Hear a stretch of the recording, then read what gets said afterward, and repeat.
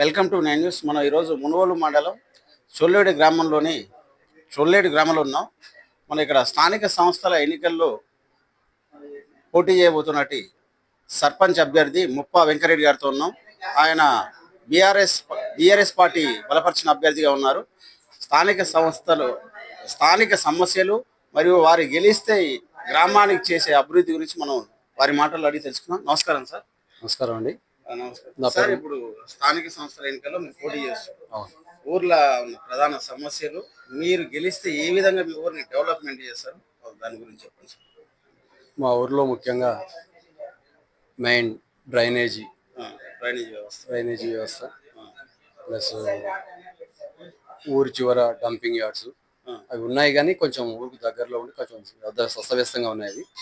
వాటిని మేము వచ్చినాక డ్రైనేజ్తో పాటు వీధి లైట్లు ప్లస్ మా ఊర్లో కొంత దొంగల బెడద ఉంది. అప్పుడప్పుడు మాకు ఊర్లో దొంగలు పడడం, వ్యవసాయ రైతుల యొక్క ఏమంటారు ఆవులు, గేదెలు, మేకలు చాలా ఇన్సిడెంట్ జరిగినాయి. మాకు ఇంతవరకు కూడా ఎవరు దొరకలేదు. కాబట్టి నేను అధికారంలోకి వస్తే ప్రజలను ఆశీర్వదిస్తే సెంటర్లో ప్రతి ఊరు సరౌండింగ్లో సీసీ కెమెరాస్ పెట్టి సీసీ కెమెరా వ్యవస్థతో దొంగల్ని ఊరికి సెక్యూరిటీ, గ్రామ ప్రజలందరికీ సెక్యూరిటీ ఇస్తే చేస్తానని, అదేవిధంగా సీసీ రోడ్లు మా బీఆర్ఎస్ గవర్నమెంట్లోనే చాలా ఒక ₹1,00,00,000 చేసినాం మేము. మళ్ళీ కూడా ఇంకా ఉన్నాయి కొన్ని. ఏంటంటే నిత్యం కొత్త వాడలు అవుతుంటాయి కదా, ఆ వాడల్లో కూడా సీసీ రోడ్లు లేని కొన్ని ఉన్నాయి. అవి మా టర్మ్ కాగానే కంపల్సరీ మా అధికారులకు రాగానే ప్రజలు మమ్మల్ని ఆశీర్వదిస్తే సీసీ రోడ్డు, డ్రైనేజీ ప్లస్ మంచినీటి సమస్య. ఇంకొకటి ఈ ఊర్లో చెత్త సేకరణ మా గవర్నమెంట్లోనే ఏమైందంటే చెత్త డంపే మన ట్రాక్టర్లు, ఫిల్టర్ వాటర్ అవన్నీ ఇచ్చారు. కానీ దాన్ని కాంగ్రెస్ గవర్నమెంట్లో ఉన్న వాళ్ళు ఏం చేశారంటే దాన్ని నిరుపయోగంగా, దాన్ని కనీసం దాని నిధుల కోసం కూడా మెయింటెనెన్స్ లేదని చెప్పేసి దాని ఒక సాకుతోని 15 రోజులకు ఒకసారి, నెల రోజులకు ఒకసారి ఆ చెత్త చేస్తే దాన్ని మా గ్రామ ప్రజలు ఏం చేస్తున్నారంటే దాన్ని ఇంట్లో కాగానే సొంతంగా తీసుకుని పోయి దాన్ని బయట ఎక్కడో చేసి వాళ్ళు ఆ విధంగా తీసుకుంది. మనకు ఆ సౌకర్యం ఉన్నాక కూడా వాళ్ళు ఆ విధంగా చేస్తారు. కాబట్టి మేము నిత్యం డే బై డే చెత్త ట్యాంక్ ఏమంటారు చెత్త ట్రాక్టర్ కూడా గ్రామాల్లో డే బై డే రోజు ఒక గల్లీలాగా చేస్తూ చెత్త లేని పరిశుద్ధ గ్రామంగా చేయాలని మా లక్ష్యం.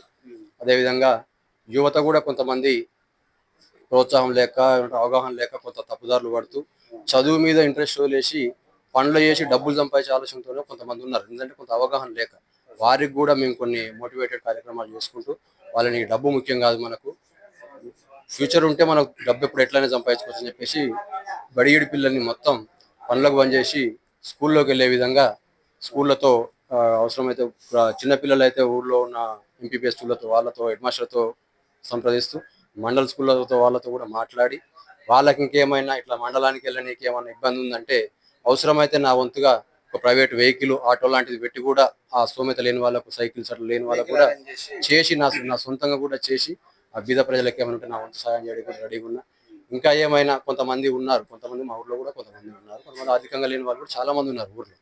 వారికి కూడా సొంతంగా ఏమన్నా మంచి కార్యక్రమాలు జరిగినా, చెడు కార్యక్రమాలు ఏమైనా జరిగినా కూడా ఏదైనా విద్య కోసం కానీ, ఊర్లో కొంతమంది స్తోమత లేకుండా కొంచెం ఇబ్బంది జరిగినప్పుడు దాన సదస్సు కార్యక్రమాలకు కూడా నా వంతుగా మంచి దృక్పథంతో అలాంటి సహాయాలు చేయడానికి కూడా మా పార్టీ తరఫున మేమందరం కార్యకర్తల తరఫున అందరం కలిసి వాళ్ళకి సపోర్ట్గా ఉండి వాళ్ళకు కూడా ముందుంటామని, అదేవిధంగా ఈ సీసీ లైట్స్, వీధి లైట్స్ కూడా ఇప్పుడున్న స్ట్రీట్ లైట్స్ కూడా కొంతమంది దాన్ని పోయిన దాన్ని వదిలేసేట్లే, దాన్ని రిపేర్ చేయకపోవడం, కొన్ని నైట్లో ఈ చీకటిమయంగా ఉంటుంది. మెయిన్ రోడ్లు కూడా కొన్ని చీకటిమయంగా ఉంటుంది.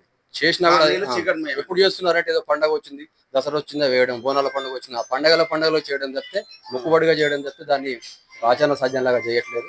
ఇలాంటి ఇంకా ఏదైనా సమస్యలు నా దృష్టికి ఇప్పుడు ఉన్నాయి కాకుండా ఇంకా నేను వచ్చినాక ఏమైనా సమస్యలు వచ్చినా కూడా నాకు తెలియజేసిన వెంటనే సత్వరమే. ఎందుకంటే నాకేం ప్రైవేటుగా దందాలు లేవు, నాకేం బిజినెస్లు లేవు.